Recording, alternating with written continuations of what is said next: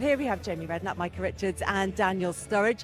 First, just general reflections, Micah, on that game and what we can take away from it at this very early stage of the season. I think the reflections are Man City is still going to be the side to beat.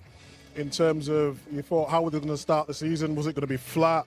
I know previous seasons they've started it with a couple of losses, but today, in terms of control, they knew exactly what they needed to do. They moved the ball really well. Everyone know their positions. And it's just typical Manchester City again. I mean, you're looking at tactically, would they do anything different? Bernardo comes, drops a little bit deeper, knows exactly what he needs to do. We had a debut from Savinha, who looked really well before he got injured. But Man City are just a joy to watch. I mean, they really do just punish teams. And even when Chelsea looked like they was going to get back into the game, it was big moments. We talked about Nicholas Jackson before the game, and is he a top striker? Because I really liked him. Last season, I thought he did really well. I thought it was just the key moments. And again, we're saying exact same things today. He had two chances today, one where he shouldn't have been offside, and the other where it was a difficult chance. But I know maybe a top striker might just go either side of Ederson.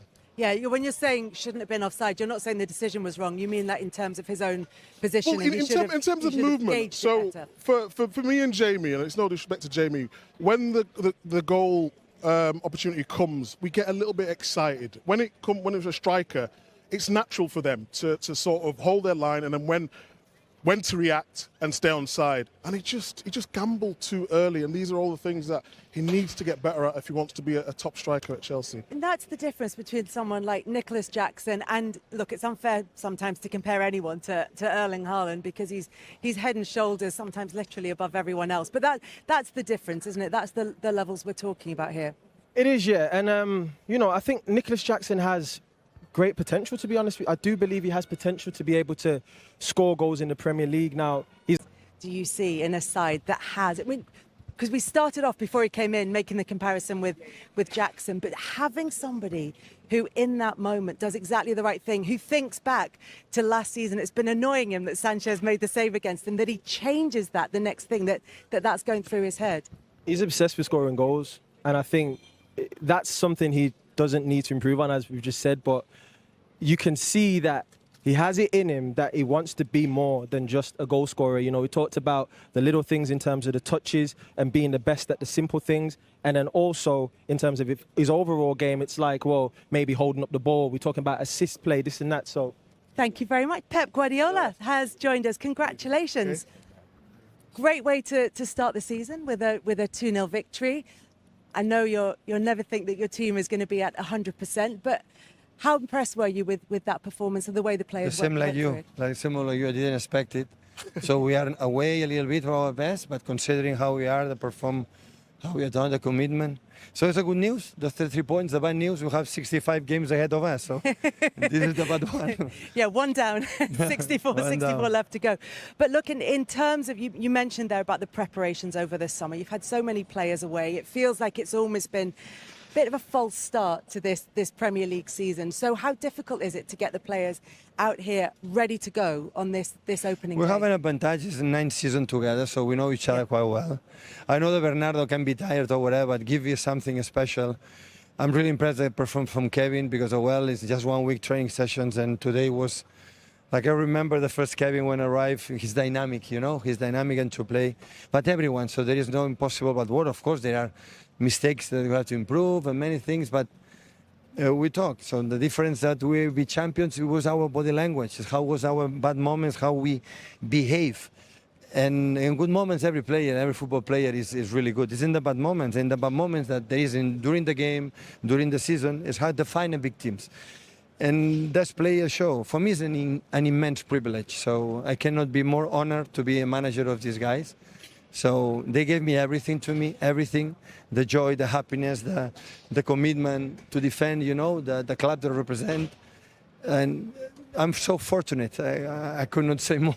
I just want to ask you about the body language. What should we be looking for? What are you looking for from the players in terms of their body language? No, there is a plan, defensive, offensive, for the way they play, but after is how we celebrate the good moments, how we help in the bad moments, how we make the backwards, how, this kind of stuff that nobody talk, at the end define the teams. And And that's why we were consistent many years, and starting Stamford Bridge, last season we could not win. So start to winning is a just ridiculous step, but it's better the good one than the bad one. Pep, at the end of the game, I saw you give Rico Lewis a big cuddle. I thought he was magnificent today. Tell us about him. No, but last season we could not play a lot of games. I said, why I don't make this player play? This player, because we judge him because he's like that. They have a weak point. A long balls, he cannot win the balls.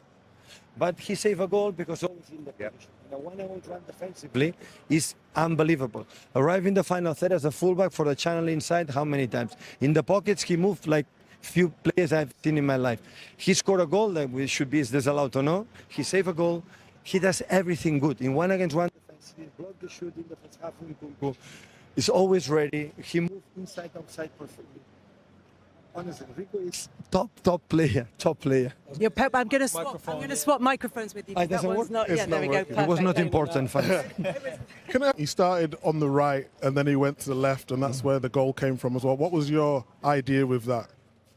I wanted to be honest. Yes. So I know that Savio liked to play in right and Doku left. And no matter what happened, I have to put Savio in right and Doku left. But I want a player so that go to attack more the byline, right or left. Yeah. Like the secret is done. They decide. I didn't say anything. In certain point, Doku over there, I said to Juanma, what he's doing? And they change. And after start to play good, and say play good. So that's why I learned that I have to put the players in a position that may be So, Pep, what you say, you're still learning, even now. I have Bernardo on right, you know, in right side. It's left foot. With left foot, I like with the pockets, the wingers, different foots. I like it, you know, for the channels, for whatever. But at the end, you have to put the players when they feel more comfortable. The other ones is, I learn. Okay. Pep, looks like you're learning very quickly. Yeah, Thank you very much for You're coming very out to welcome. join us. You're very Appreciate it. Thanks so much. Thank you. Yeah, I'm not sure how much Yeah, there he's is good, for thank you. Pep Guardiola to learn in that. Manchester City starting the season well. They've got a 1-0 advantage over Chelsea at half-time at Stamford Bridge. What have you made of the first half, Daniel? Been exciting. I mean, high intensity for sure. Manchester City look really good, to be fair, going forward specifically. We've had creating chances. Chelsea have shown moments where they're doing things, but, you know, even when you listen to the fans, like they're not used to the team taking their time, building it up, and they've got to get used to that. And also the players have got to get used to it. But been impressed with Man City so far. Yeah, we can't judge too harshly because they are playing the champions. But we saw early on that there might, briefly, there might have been a little bit of joy for them. Yeah, briefly, I just think for Cucurella, his body position is perfect. Doku's playing on the right-hand side, and he just defending really well. Here as well, a lot of players would switch off, but look at his body position. He goes to the ball, as soon as he passes it, he knows exactly where Doku is, and Doku didn't have a sniff in that first 20 minutes. And then... He changed it. Pep Guardiola changed it. He realised it wasn't working, put Doku on the left, Savino on to the right, and they had then a lot of success. Bernardo Silva gets himself in a really good area there. You can see that he's free. Great little touch. And I thought he'd actually lost the ball. So the reigning Premier League champions in front at half-time in their opener at Chelsea, leading by a goal to nil. And no surprise whatsoever, Joe, that Erling Haaland is the difference at half-time. No, as we were talking about before, Michael, very few touches, but the touch that matters. A really composed finish. A really busy summer for a lot of players this summer, especially at the top end of the Premier League, but not for Haaland. Look at him, so sharp, so composed. Incredible finish, big moment in the game. How good a finish is this, Michael? It is a good finish. I just noticed Bernardo Silva in the lead up to the goal, just finding where his strike partner is here. And it's just that little faint touch, Steve, that just takes away from Colwill. Colwill actually drops and gets on the line of the ball thinking he's going to clear it. And then that little faint touch puts him out of position. I did think that he was going to touch it on his back foot, on his right foot there, and strike it first time left foot. He could have done it, hit it there, but then he decides to wriggle through. And then once he gets the goalkeeper coming out, about to smother him, he dinks it. Lovely little finish. I think it's a great finish going forward. But defensively, Fofana, we circled him there, hasn't looked over his shoulder. If he actually adjusts himself where he should be, then Colwill doesn't move from Haaland. And it's that split second. Those two youngsters, I said before the game, they have to be in sync together. They weren't then. And against top teams, you get punished. And if just by looking over his shoulder and not going towards the ball, that then stops Colwell getting across, because Colwell's having to go across because he sees Bernardo Silva on his own. And now he's come off Haaland. And it's just them split-second things defensively where you get finished. That's the goal that separates them. City have had a couple of chances where Robert Sanchez has been called into action. One particularly good save from Doku. Yeah, this is a lovely moment, actually. Start the season, trying to get your timing. Chelsea, good possession of the ball. Sanchez starting to progress with his team, quick turnover. Doku, good strike. Block. Look, he's one of his things, he's an incredibly athletic goalkeeper. So this is a comfortable save for him, but still he has to save it. But incredibly athletic, as I say. Timing's good, would have felt good. Back up, made another one with his feet a little bit later. Yeah, he looks good. Is that a good feeling when you know you're going to save it? It's a great feeling. Time slows down and then you're able to hang in the air and get your hand on it. Good moment. This is the one Joe's talking about, from one end of the pitch to the other, Michael. Yeah, and I mean, Manchester City could legitimately ask for a free kick here. I don't think there's much. It's a heavy hit, that. It's a heavy hit, and I think if you ask them at this point, you say, "Oh, we'll prefer the free kick, thanks," than shooting on a really tight angle. I don't think he's ever going to score here. I think Pep Guardiola would have wanted the free kick as well, but they never got it. Just a point there, when we were saying about Pep before the game, are they hungry? We're talking, are they motivated?